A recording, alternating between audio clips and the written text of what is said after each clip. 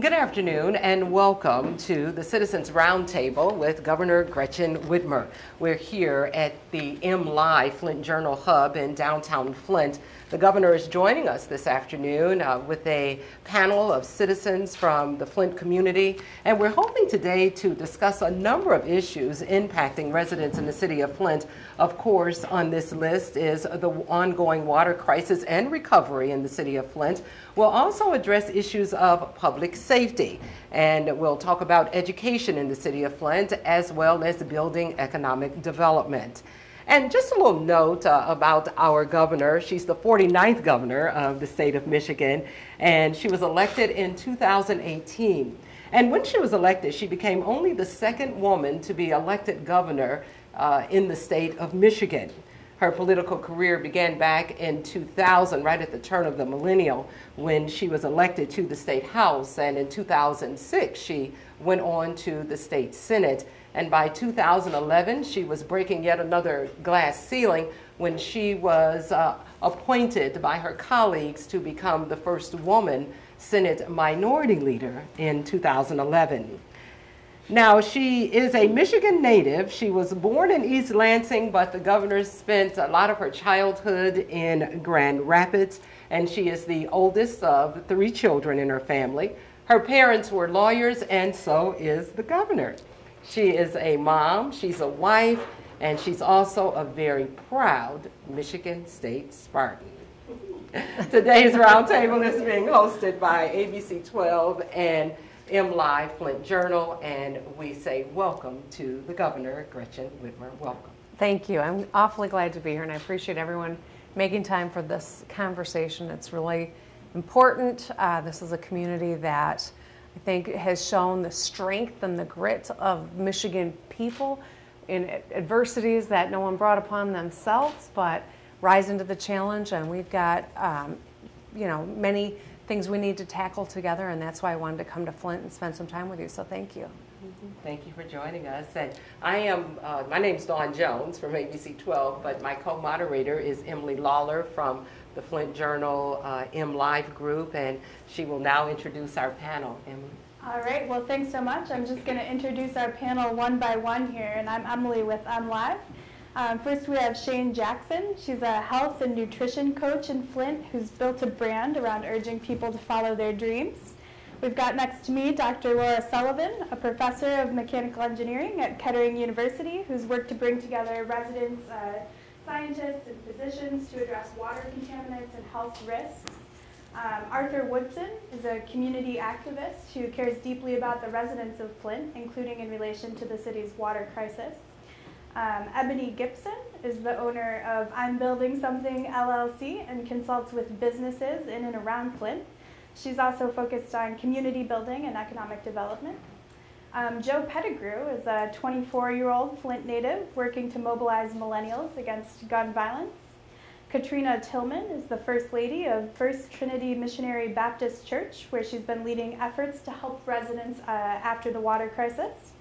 And Ron Fonger is a veteran reporter for MLive who has been at the forefront of covering stories in Flint, including the city's water crisis. And our last panelist, so to speak, is you, our Facebook audience. So if you do have questions, please drop us comments in the Facebook stream. I'll be working them in on air with the governor here.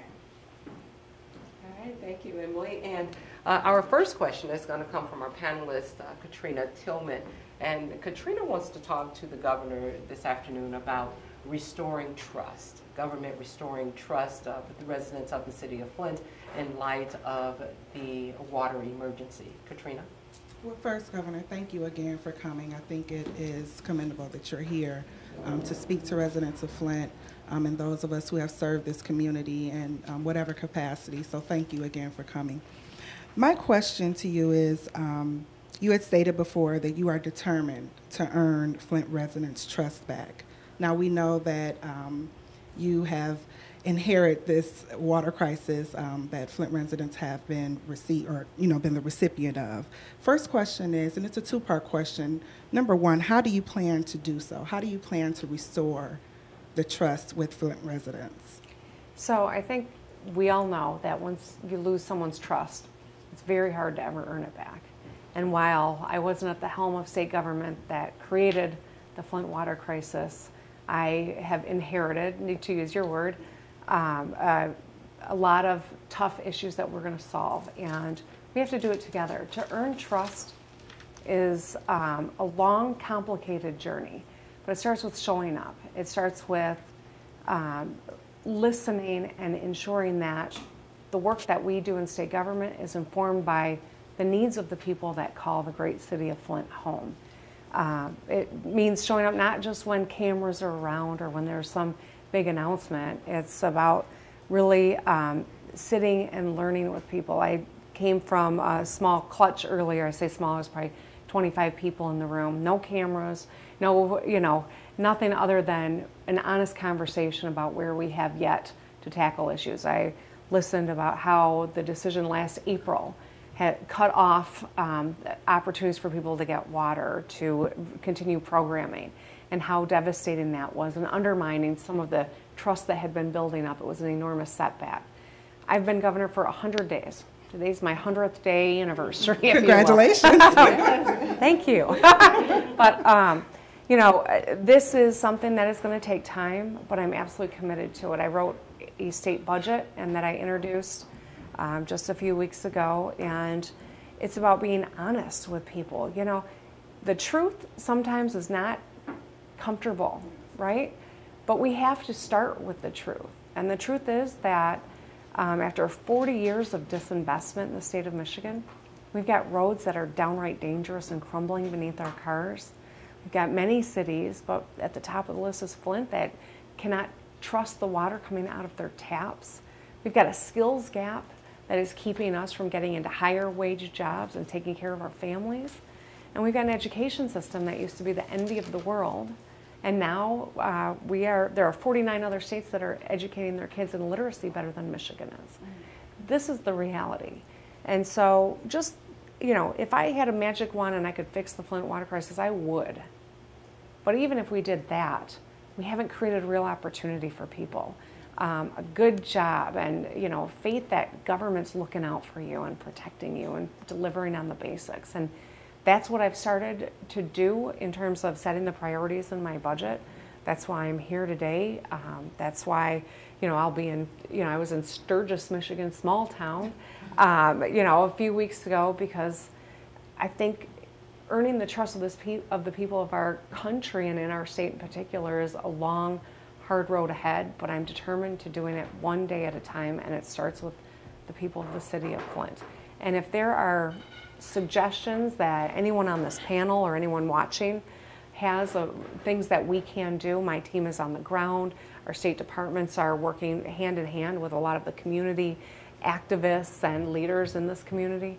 But if there are ways to improve that, we're all in. And as the mayor gets toward finishing pipe replacement, hopefully the end of July, I think is her timeline, we've got to make sure that the community understands what that means, how life will be improved, and what to expect. And I think that's part of the problem with trust is lack of communication. We're going to do better. All right. And Katrina, before you move to the second part of your question, I know that Arthur Woodson had an interesting take on about restoring trust. Would you like to ask that question? It was more, we have a water plant here that's ran by Robert Stewart. He's an engineer scientist, and he ran for Drain Commission twice. I think regaining trust would be, instead of having an independent person coming from the outside, Dr. Laura Sullivan, she assists or support people that comes in. I think by using people from Flint that has the education to do the same thing that we deal with every day, I think the people would be more inclined of trusting them than someone from the outside. Why can you make it to where we are the lead investigators or the lead scientists, and the outside people come in and support us instead of us supporting them? Yeah, I think you're raising a really important point, and through multiple emergency managers who came from the outside and made disastrous decisions, it proves that the disconnect between Lansing and the city of Flint has been ultimately very dangerous. But also toward rebuilding trust, having Flint voices at the table, and that true, not just sitting at a seat, but true empowered representation, not only makes a better decision, but I think will help earn confidence of the community back as well. And that's something that I am dedicated to, that as I use the inherent powers of the governor's office, whether it's in the appointments process or it's in the collaborating that has to happen between state departments and the community, that's something that is very important to me as well. And I think that's a great observation about how we can earn back trust and maybe do it in a more expedited way if there is such a thing. Yeah. My second question, as it relates to trust, there has been a lot of miscommunication. There has also been a lot of mistrust, not only from state, but also as well as residents with local officials as well. With the MDEQ has often communicated that the Flint water meets all standards, yet they recommend using filters for the residents of Flint. So on one hand, you're saying that, or the MDEQ is saying that the water is safe and it meets all standards, but use a filter. And that's kind of a oxymoron, kind of a contradiction. Mm-hmm. So when will the Flint tap water be available and safe to drink for the residents of Flint without a filter? So one of the things that I think complicates life that no one's explained very well is that once a population has been compromised, the standard that is acceptable for a body that hasn't been compromised is lower, right, than a body that has been. And so while the drinking water meets state expectations, right, because people have been compromised, we have a higher standard for them. And so, and you're the scientist here, but you can help me out here if you want to jump in. But it's really important that as we are transitioning, that we're making use of every opportunity to bring the water to an even higher standard. And that's why I think we promote filters as much as we do. That's a part of it, and I don't think that's been explained very well. And so it does seem to be a contradiction in what you're informing the public, and that's a problem. But on the communication front, so this group that I just was chatting with, there's a representative from the deaf and hard of hearing community within Flint, which has got an enormous population. Yes. They didn't, no one's communicated with that, population in the city. And it's more difficult. And, 27 languages are spoken in the city of Flint. Hispanic community, yeah. The Hispanic community that were represented at this event that I was just at. And they were, I think reflecting the same frustration that no one was reaching out, no one was mindful. It was, this is it, communicated one way, and people are expected to figure it out. And anyone who's in stress knows sifting through and trying to understand is an even incredibly harder thing to do. And so I believe that the DEQ, as the mayor finishes the pipe replacement, and we do a better job bridging information and communicating with people, that we will remedy some of those seemingly contradictions that have been conveyed. I don't know, as a resident scientist in this crowd, if there was anything that you wanted to add, I'd be interested though. Well, kind of a tangent with that as far as the testing goes and things being said to be okay.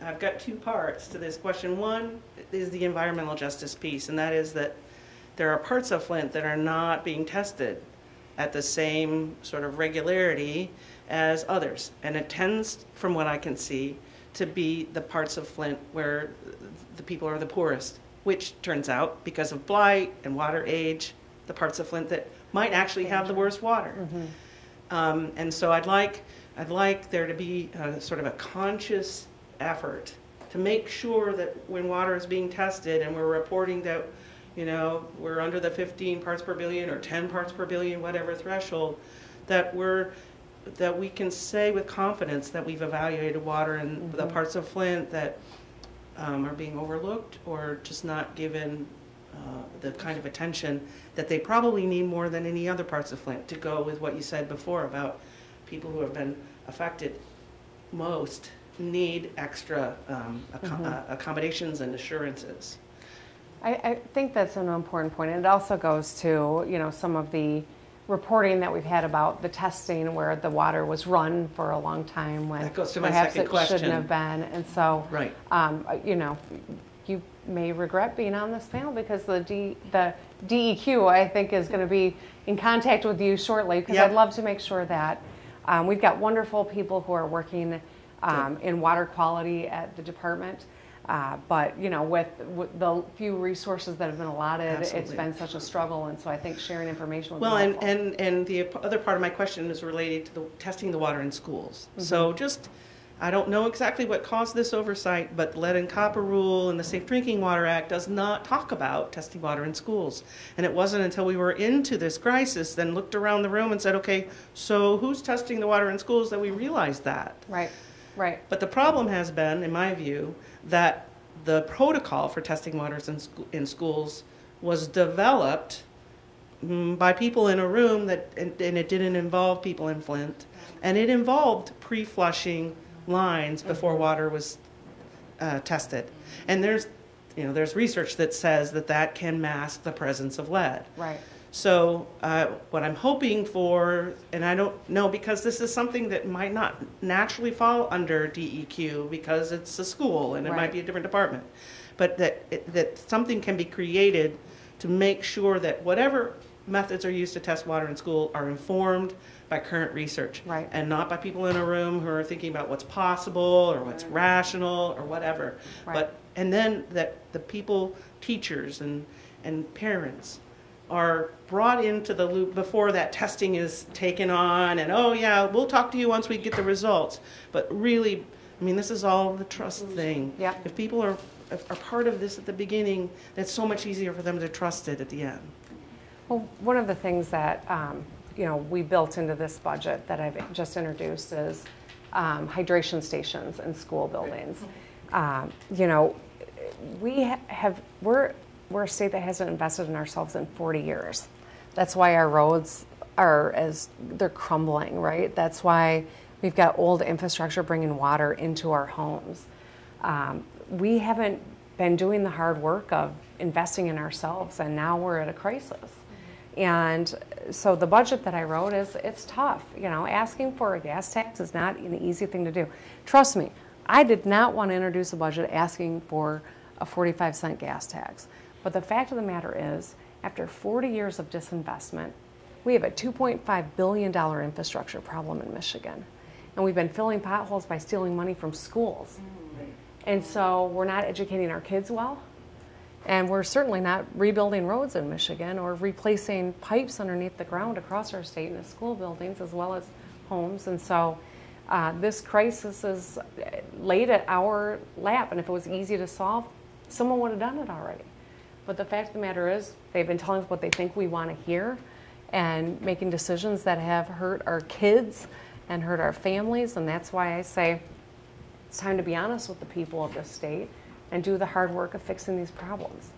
And it's not easy to do, but I'm determined to earn back the trust, to clean up the drinking water, and to, make sure that everyone's got real opportunity here by investing in ourselves.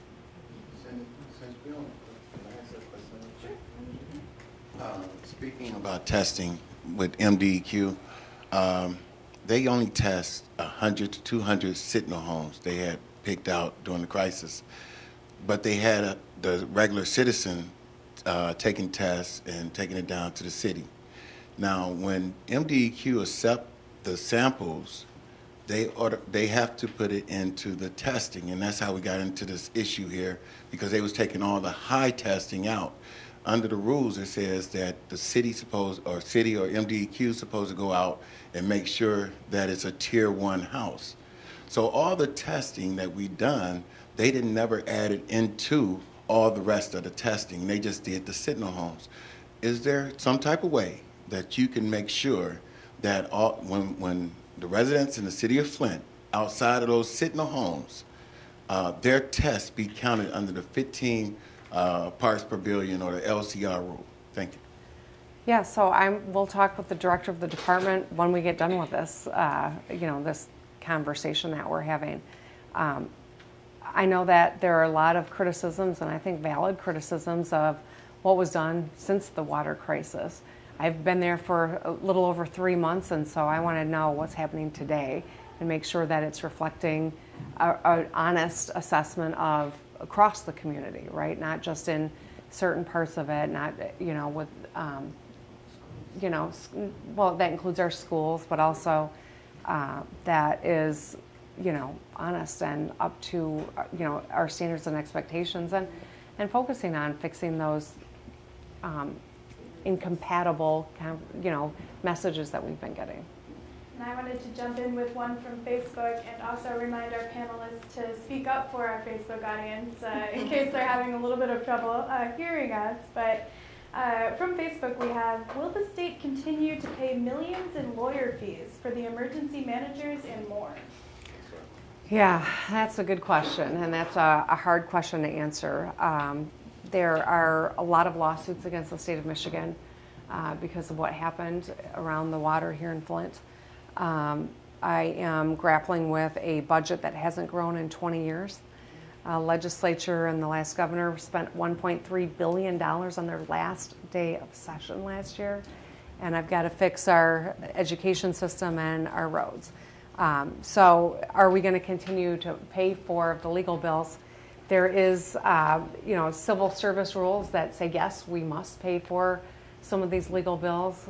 We're looking at what the policy is from the federal government and what happens when a government employee is on the civil side or on the criminal side. And so we're doing the hard work of developing the policy that's going to steer everything that we do going forward.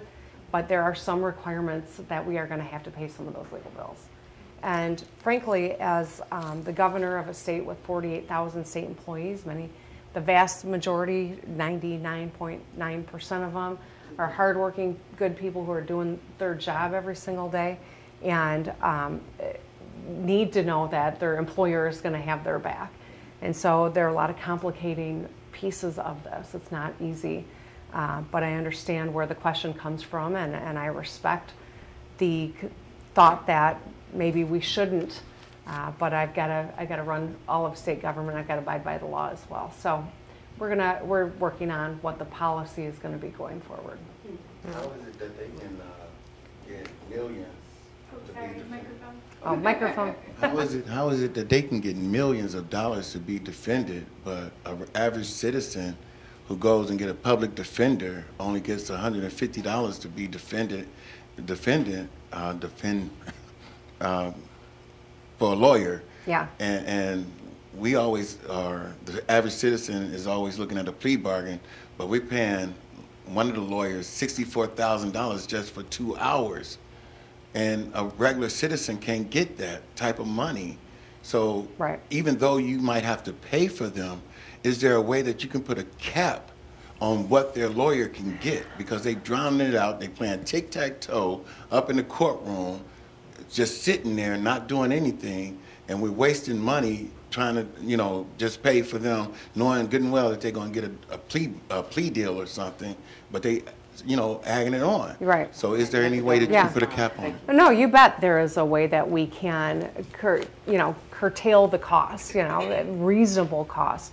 I am still receiving legal bills for private counsel from the last administration, and probably will be for years. And writing a budget that is severely compromised by decisions from the previous administration and paying, legal debts that we're going to be held accountable for makes the job of governing right now a heck of a lot harder than we knew it would be coming in.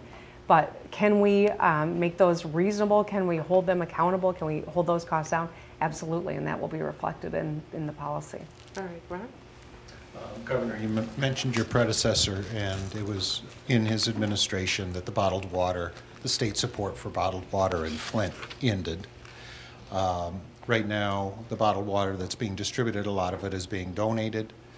What's the state's role with bottled water in Flint going forward, considering we've still got another construction season of underground service line replacement coming up that can disturb the infrastructure. Does the state have a role in that, and what's your commitment on that? Well, I think that the state does have a role. I mean, clean drinking water is a fundamental human right. The mayor is moving very quickly on replacing all the pipes, and even as of yesterday, it looks like the timeline is still by the end of July. I do know that there is an ongoing conversation with Nestle, who's donated water, that hopefully that will continue through the end of the pipe replacement. And that's my job to keep that conversation going and make sure that that does happen. Does the state have any role financially going forward in picking up any slack that might need to be? Well, you know, I understand that there are people that are homebound, that, you know, fortunately there are so many different groups in the community, church leadership, that are helping meet that need, but that's something that I heard quite a bit about at the last conversation I was a part of, just before this one. And I think that, you know, I'm going to take a look and see what we can do. All right. We're moving on now to education, and Shane had a question. It was about a budget proposal, and she wants to talk about literacy and education. So I am Shane Jackson, and I'm a fellow Sparty as well. All right. Go green. Go white. So while taking a look at your budget that you have prepared for Michigan as a whole, and you actually put out numbers as of $24.5 million that would actually assist as far as literacy when it comes to our children. But you actually put into this proposal as far as literacy coaches to assist elementary teachers to kind of help with the things that they're having issues with. But my question was, we have adults here inside Genesee County that's not even reading at a third grade level. Will some of that money be actually allocated into a fund for the parents to assist with them with their reading levels? Because how can we promote and teach and push education inside schools, but when the kids get home, the parents can't even help them with the homework? Yeah. So how does that work? That's a great question, and I think an important point that someone who's a literacy expert is going to pick up on. So, you know, the money that we put into triple literacy coaches is focused on getting third graders to, you know, reading.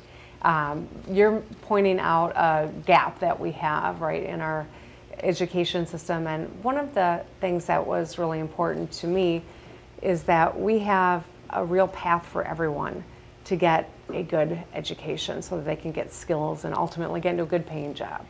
Part of the budget is the My Opportunity Scholarship, which is a path for every graduating senior of high school, whether it's into the trades or a 2-year degree or a 4-year degree, making it affordable. Or it's the Michigan Reconnect is for adults who want to upskill. Maybe their job's changing and they need to enhance their skills. Maybe they've been displaced and they need to get back into the workforce or move into a different job altogether.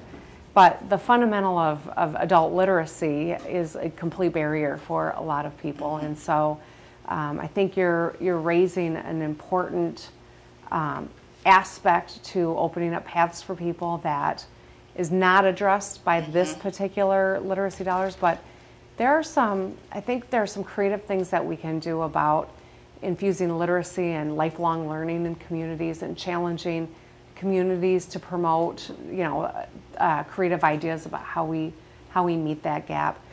Opening up literacy labs and making them available for adults after hours, right? So I'd love to work with you, you know, to think through what steps we can take in order to address the exact gap that you're raising. Thank you. Thank you for the question. And Joseph, he also has a question about education and bridging the skills gap. Joseph. Yes. So first and foremost, thank you for coming. I'm glad that you're here. So my question is exactly for teens and young adults who have graduated high school and they're looking for work and they're really looking to reach that economic mobility ladder. Sometimes their life may be a little busy and hectic and it's hard to attend a 4-year or a 2-year degree. So sometimes they'll even move out of the city of Flint. So what are your plans to ensure those people, those young adults and millennials have job security in state in the city of Flint as well too. So I appreciate you asking the question and being an advocate for your generation.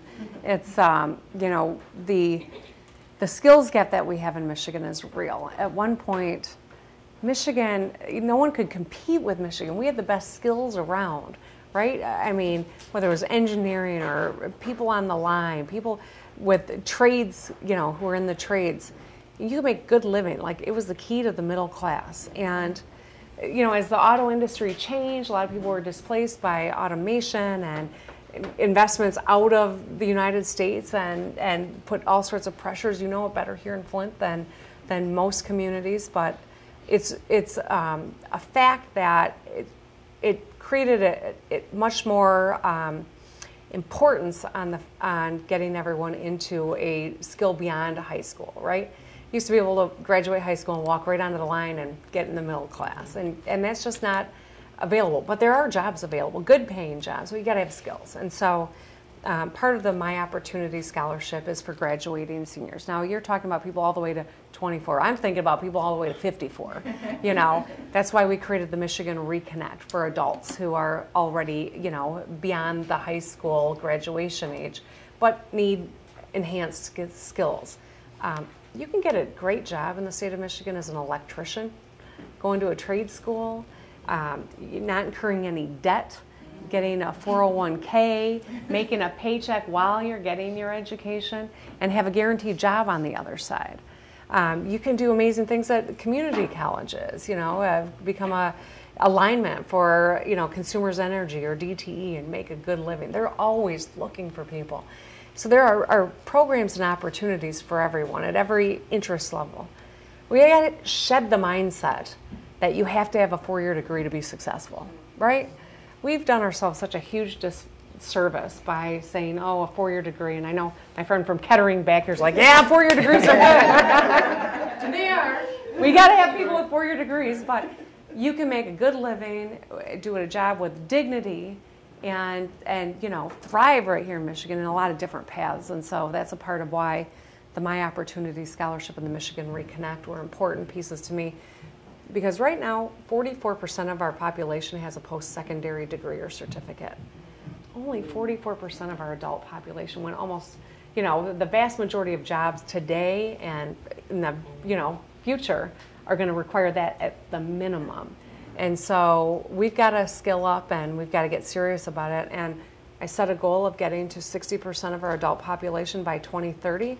It's doable, but it's aggressive, and it takes investment, and it takes a serious commitment to opening up paths for everyone in our state. And we've got to make it, because every other state's moving toward that direction. And if we don't, we're going to get left behind or stuck with jobs that don't pay well, where investment goes elsewhere. We can't afford to let that happen. Thank you for that. Thank you. And from education, we segue now to economic development and entrepreneurial type of opportunities. And Ebony Gibson has a question. Thank you for joining us today. My question is around small business development. While Flint, it's a great time to be in Flint. It's a great time for investors to be a part of the resurgence of our city. However, there's a great concern for neighborhood small business owners or grassroots small business owners that turned hustles into businesses.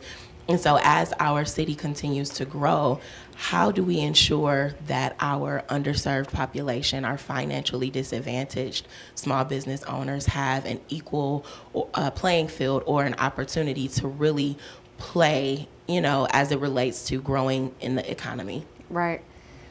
One of the first things that I did as governor, you know, I've got to work with the legislature, and the legislature and I don't see eye to eye on everything. We have divided government here in Michigan like they do in Washington, D.C., but I am determined to make sure Michigan doesn't look like Washington, D.C. So I've been saying divided government doesn't have to be synonymous with dysfunction, but we got work to do, and we've got to find common ground where we can, and that's why I'm trying to stay focused on roads and skills and education and water. But one of the things that, as a governor, I have the ability to do unilaterally is to set the tone and to set the rules with regard to how the executive branch is going to operate. I signed a number of executive directives into law in the first few days of my administration. Pay equity, civil rights protections for state employees. And one was to level the playing field so that businesses in economically disadvantaged areas can contract with the state of Michigan and start on a level playing field. That's one way that we can help small businesses and small business people of color, or small business people who have historically had hurdles in front of them toward accessing state government. Now, we have to do better in terms of ensuring that there's access to capital. That's something that I recognize is incredibly important for anyone starting a small business. And so that's kind of the next piece of the agenda. But, you know, as someone who consults with small businesses and has one herself, I mean, tell me, you know, what are the most meaningful things that we could do in state government to you know, answer your question?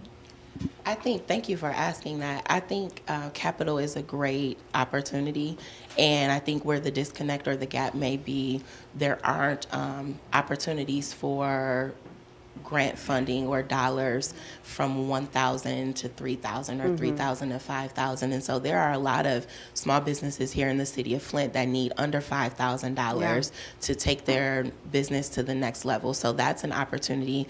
I think also ensuring that there is relatability, so similar to what Mr. Woodson said. While we have SBA and different areas of education for small businesses, I think that you also have to have people in those spaces that are entrepreneurs as well, that can have a greater sense of relatability to those business owners. Sure. And especially here in Flint, where it's a different narrative. You have people that decided to stick and stay, and they have found their way through entrepreneurship. And we've been on the ground helping with the economic development before there was even, you know, economic development departments further established. So I think those are some of the things that we need to take into consideration.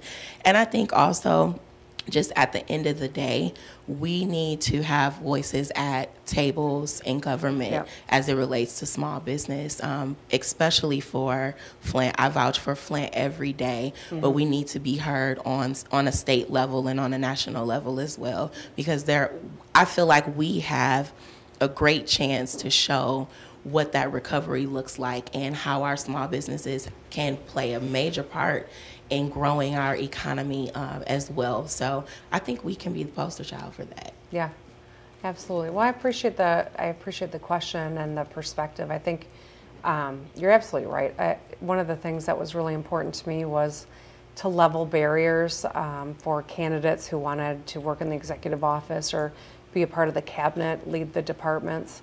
And we were mindful about doing that on the front end. And what it yielded was the most diverse cabinet in the history of the state of Michigan. Same for the executive office, so that there are real empowered voices around the table. And that's, I think, critical to making decisions that are robustly debated, that are representative, and ultimately well-informed. And I've been at a lot of tables where I'm the only woman and there's not a person of color sitting around that table. And I'm determined to make sure that I'm not setting tables that look that way. We appreciate that. All right, thank you. And Shane had a question about public safety. So my question to you when it comes to public safety, I am a criminal justice major. I have a master's, and I take, you know, criminal justice and safety very, very is passionate to me. Flint was once known throughout the country to actually first start community policing. I mean, walking the beat. And every other state started implementing community policing inside their police department, all the way over to England. So I noticed inside your budget, you actually proposed to actually pay for $8.6 million for school for state troopers. Will these state troopers come here? And the other part of the question is, or is it some kind of way that you can set up a fund for Flint? Because we barely have police on the streets here, and this was a city that was known for something so monumental, and now we barely have police here to even protect us on the streets. They're tired, they're overworked, they're underpaid, and we need more police on the streets to do their jobs sufficiently at a larger number. Right. So for you to put that into a fund for our state troopers, in which they do matter, will some of this money come straight to Flint when this budget goes into play as far as getting more police officers on the streets for Flint City? I mean, did you really read the budget? Yes, I love did. That. Thank you. I'm very passionate about. Will you please go like tutor some of those legislators? I mean, I even love the point that you brought in the tether, millions for tethers. We have an issue here inside the city of Flint when it comes to tethering, because the company they're using is not a very good one. So you're constantly getting all these different sanctions against you because it's not a good tethering company. Okay. So for you to bring that out there, it was kudos. Well, thank you. I was She's excited. reading my budget. I love that. So thank you. Well, thank you. So I appreciate the question, and I guess I want to answer it in a couple of different veins. Now, first, you know, the state police, I just spoke at their graduation last week. There was 101 men and women who went through the trooper school. And when I appointed the colonel to head the state police, the reason he got the job was because he recognized and gave voice to how important it is, number one, to update the culture, and number two, to make sure that the state police are reflective of the population that they are supposed to police. And that was something that I appreciated, because I know that's really important. The state police, you know, they're statewide, and they've got a great partnership with the city of Flint right now. But I understand that the city of Flint needs additional support. And in my budget, in the revenue sharing portion, which is the money that will come to Flint, for all communities, there's a 3% increase, which will help. Does it, in one fell swoop, address the shortage that we need to? No. I'll just be honest with you, but it's a step in the right direction, and it's something that I recognize until people feel safe. You know, all the other needs are kind of secondary. You gotta feel safe, and you gotta have clean water. Those are the two fundamentals to life, right? Yes. So the city's safety, I think there's been some strides made because of that partnership, but there's a lot more work to do. Okay. Yeah. Thank you. Thank you. Another public safety question. Joe has one. So my question about public safety, this is like one of my passions of public safety and things of that nature. So we all know the warmer weather is coming soon, and with warmer weather, more citizens are out in the community and things of that nature as well too. And some community members don't feel safe in their own community, going outside just to, go to their car at night. They don't feel safe. What are your plans essentially to ensure citizens feel safe in the community, but also bridging that gap, as you said, with police officers, public safety officers, to see that gap? So, I'd love a little bit more from your perspective about what you see and what maybe people who are watching or listening don't appreciate about what you're describing. If could you just take a minute and put a little more depth onto it so people understand what you're describing? Yes, so I believe community members, young, old, and all, don't feel safe. It doesn't matter what race you are, age, or anything like that. They don't feel like they can go out in the community because there's been so many homicides, domestic violence. My father actually was a victim of a homicide in the community as well too. And when you try to talk to, I'm not knocking police officers or the Flint police, but when you try to talk to them, it's kind of like sometimes a one-way communication. It's hard to get in contact with them because, like you mentioned, it's not enough police officers, doing the beat around the community. And when you call them, sometimes you even get left to voicemails. Most of the times, my family, we've gotten voicemail calls, and they'll call maybe 2 weeks or so later to really understand what was going on with the investigation. So that's kind of like what I meant by ensuring public safety is locked between the community and people who are serving our community. So I think that there are a number of aspects and pressures on the current system that we have to address. People need to feel safe in their communities, and they need to believe that the police are doing the right thing and have confidence in the people that are policing. The police need support so that they've got enough of people in their ranks that they can actually come to calls and earn trust of the community. And so it's been this cyclical problem that has, I think, made it harder to address issues that you're describing, but also to earn back trust of the community and to lure good people into policing. The stress that this community's been through, no one else can imagine it. As much as I know, I haven't lived it myself, but I recognize that this is a community that needs to be a priority, whether it's in public safety or it's in the DEQ or in education, and that's what we're trying to remedy, and that's the budget that I've written does some on each of those fronts. But people like you who are advocates who've turned a grief into a cause to help other people are the people that I think inspire me the most, because I don't know how I would react under those circumstances, and I'm grateful for your advocacy, and I think maybe there's some work we can do together if you've got some creative ideas too about how we address it. Yes, absolutely. Okay. I'll definitely be honored to do that. Okay, great. Thank you. Joseph. And I know Ebony, you're just going to lighten up the conversation a little Okay. bit. Wanted to talk about getting millennials more involved in government. All right. So I found that a lot of millennials do want to get more involved. How or what is your advice or action plan around creating more opportunities for millennials to be more engaged in government? All right, well, first we're going to run him for office. And then you're right behind him. Or in front of him. Up to you.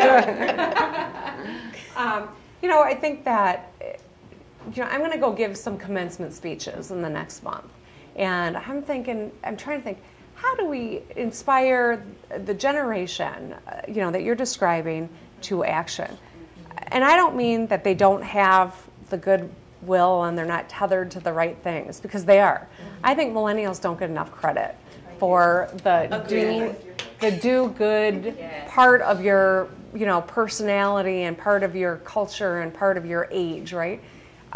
Every person I met who is in the millennial generation has this compulsion to want to do good.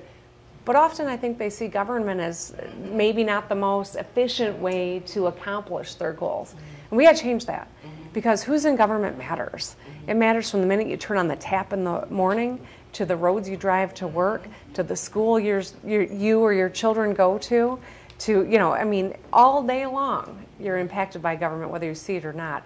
And we can't look at it as an impediment to the good work that I think millennials are desirous of doing, but we have to look at it as a tool to do it. And that means raising up people and getting them to run for office or take appointments.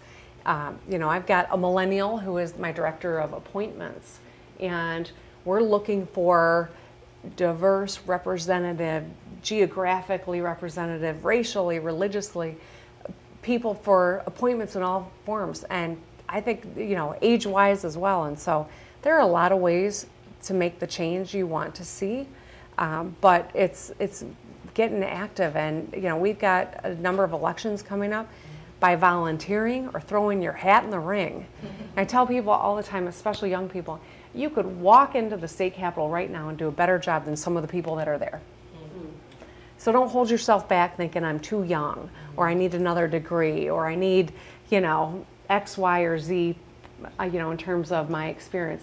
You could do it today, and there's no reason why you shouldn't. And it's an incredibly rewarding job, public service.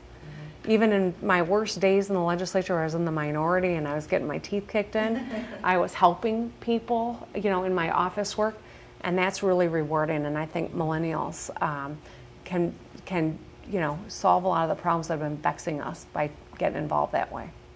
Governor, our Facebook audience is weighing in again. Okay.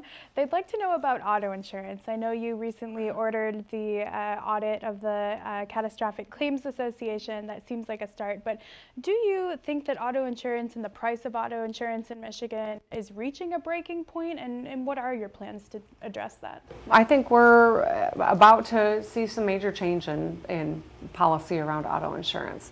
One of the things that I've always said is, it's, Michigan to have the worst auto insurance rates in the country tells you, there's a lot of greed that is surrounding this issue. I don't think it's right that auto insurance providers, insurance companies, can determine rates based on things that don't have anything to do with your driving, like your credit rating or your marital status or your education level. It's discriminatory and it's wrong. I believe that we should have real transparency around the Catastrophic Claims Fund, and I think that we're on the precipice of seeing some action. I want to sign the budget first, and if we can get my budget done, I can see an opportunity there to give people relief from the stress they might feel at the pump, relief in their auto insurance, and it's a win for everyone. Thank you. And we have, go right ahead. No, I thought I was getting ready to wrap up. I had one question real quick. Okay. But it was back to the water again, because I didn't get to ask that one question of where, our water had TTHM, Legionnaires, E. coli, pathogens, carcinogens, you name it. We had a cocktail, a host of different things. We allowed CDC and ATSDR to leave, and all they tested for was lead. Can you bring back ATSDR, DHHS, and CDC so that we can test everybody in Flint instead of a certain group? Because we have cancers, we have all different types of things, kidney failure, organ failure, and we really need to test everyone in the city of Flint and do a cancer cluster study go back 15 years and do a cancer cluster study. Thank you. Well, I appreciate you raising it, and we've got PFAS leaching into drinking water across the state of Michigan. I mean, we've got a lot of drinking water issues that we've got to tackle, and Flint, being the man-made crisis that we've been dealing with for years, is obviously at the top of the list. So certainly I can bring back DHHS.